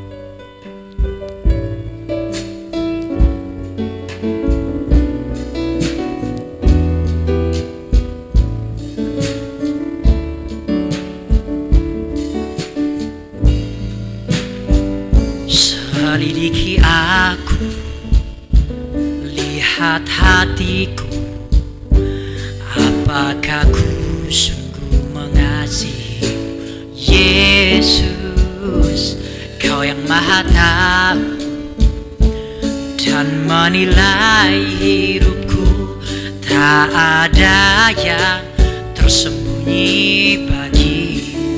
Refrain. Telah kulihat kebaikan-Mu yang tak pernah habis di hidupku. Ku berjuang sampai akhirnya Kau dapati aku tetap setia. Telah kulihat kebaikan-Mu yang tak pernah habis di hidupku. Ku berjuang sampai akhirnya Kau dapati aku tetap setia. Mari Bapak Ibu kita selesaikan ibadah kita. Kita akan bangkit berdiri. Selidiki aku, selidiki aku. Kita akan bangkit berdiri bersama-sama. Lihat hatiku, apakah ku sungguh mengasihi Yesus, Kau yang Maha Tahu dan menilai hidupku. Tak ada yang tersembunyi bagi. Mari kita tetap setia. Telah kulihat kebaikan-Mu yang tak pernah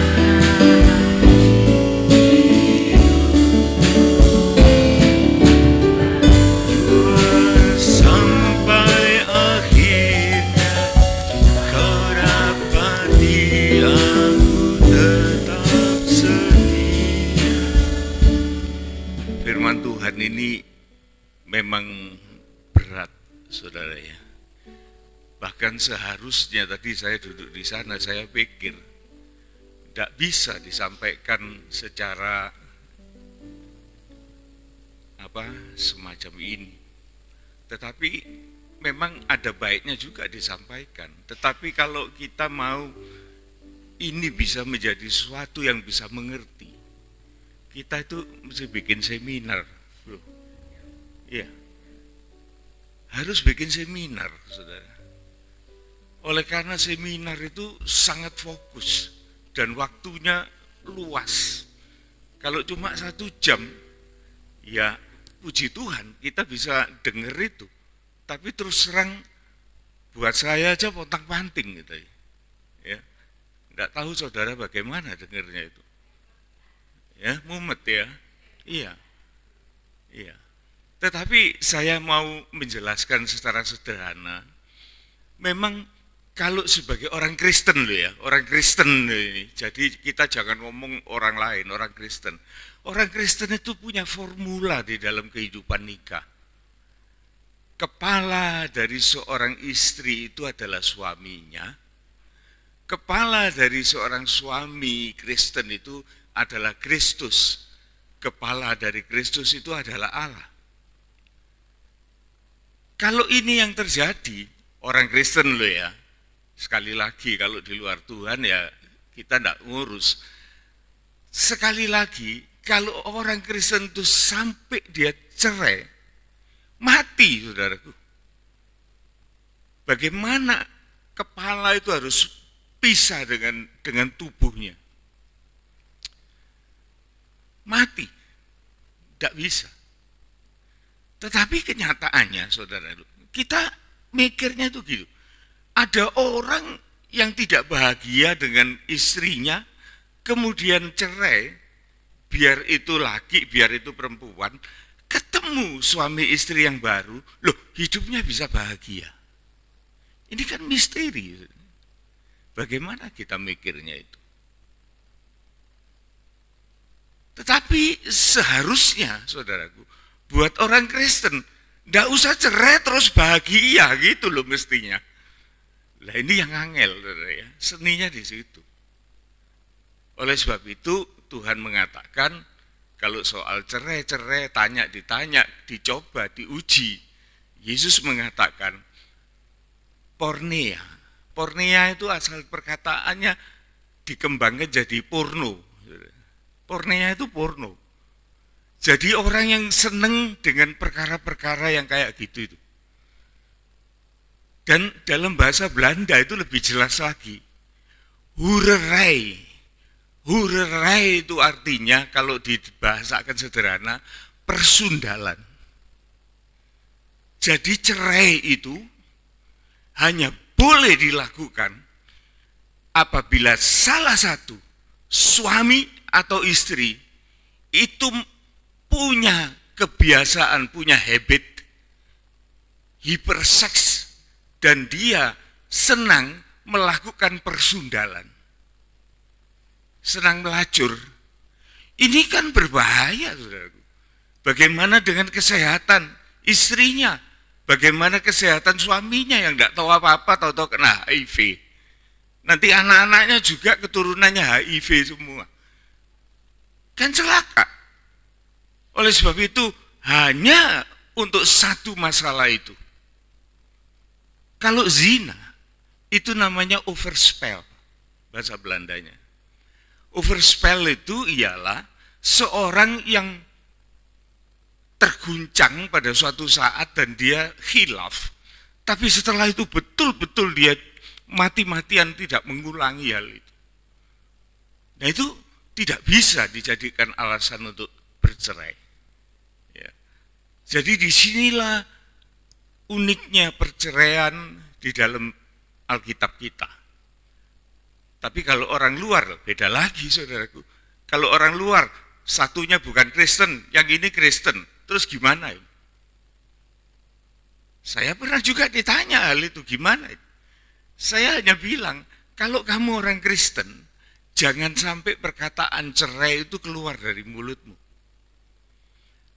Mati-matian kamu jangan mau mengucapkan cerai, jangan. Tapi kalau suamimu atau istrimu itu di luar Tuhan dan kemudian dia menuntut cerai, monggo, no problem. Karena itu bukan disatukan oleh Tuhan memangnya. Apa hubungannya gelap dengan terang? Apa hubungannya Kristus dengan Belial? Jadi kalau memang dia minta ya silahkan. Tapi kalau seorang itu bukan Kristen, tapi dia punya tabiat yang baik, menyayangi istrinya, menyayangi suaminya, dan dia tidak mengganggu iman kita, jangan diceraikan. Ya, jadi ceritanya masih panjang, saudaraku. Ini aja belum ngalami sudah ceritanya segitu panjangnya. Apalagi yang sudah ngalami, saudara ya. Tapi saya tadi mikir-mikir lebih baik ini dibuat seminar ini. Ya tidak apa-apa, kita ngundang pembicara yang profesional dalam hal nikah, Kristen. Nah, nanti kita kumpulkan jemaat atau jemaat di mana saja. Kalau mau, ya kita buat satu seminar yang asik. Ya, ini masukan. Oke, kita berdoa. Tuhan, terima kasih waktu telah kami terima dari Engkau dan kami manfaatkan untuk mendengarkan kebenaran firman-Mu. Tuhan, masih banyak yang harus kami terima tentang kehidupan nikah ini, terutama di dalam akhir zaman ini. Jangan kami hidup di dalam persundalan, baik itu secara rohani, baik itu secara jasmania. Yang telah Engkau arahkan pengertian ini kepada seorang pribadi, yaitu Esau, yang menukarkan kemuliaan itu dengan sesuatu yang untuk sementara bagi kehidupan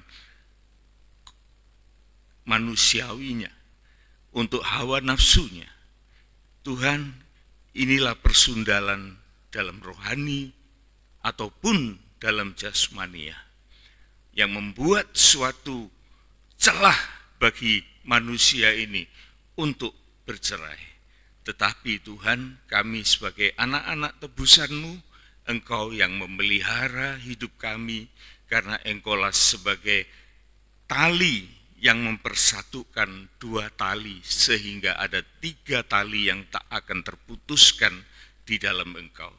Terima kasih Tuhan, buat kebaikan dan kemurahan Tuhan.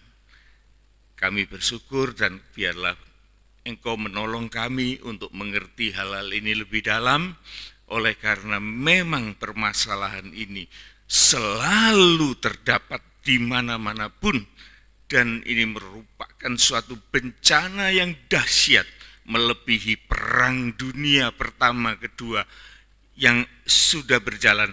Ini sangat memakan korban lebih dari semuanya itu. Hanya tertutup oleh karena malu. Tuhan, kami mohon supaya hati kami terbuka menerima hal-hal yang semacam ini, tetapi kami mau hidup di dalam Engkau, dibaharui, sehingga kehidupan kami yang tadinya asal dari manapun, Engkau sudah tidak mempersoalkan itu lagi, tetapi kami saat ini yang hidup di dalam Engkau, Engkau sudah memberikan jalan keluar yang terbaik, dan kami terpelihara di dalam kekudusan-Mu. Terima kasih Tuhan, terima kasih. Saudara-saudaraku yang dikasihi oleh Tuhan, terimalah segala berkat kasih karunia, anugerah dari Allah Bapa, Putra, dan Roh Kudus, menyertai kehidupan kita semua, mulai dari saat ini sampai Maranatha, Tuhan Yesus datang kembali. Tuhan, kami juga mendoakan Ibu Lin yang berada di rumah sakit. Tuhan, biar kiranya memperoleh pertolongan-Mu atas kesembuhannya, dan juga demikian untuk Bapak Tony yang akan operasi mata hari Jumat depan. Tuhan, sertai mereka ini Tuhan, supaya ada keberanian, dan Engkau berkati tangan-tangan dokter yang melayani, dan juga obat-obatan yang dimasukkan di dalam tubuh, dan juga peralatan-peralatan yang dipergunakan. Engkau berkati Tuhan, supaya keberhasilan itu nyata dan nama Tuhan yang dipermuliakan. Terima kasih Tuhan, di dalam nama Tuhan Yesus Kristus kami sudah berdoa. Amin.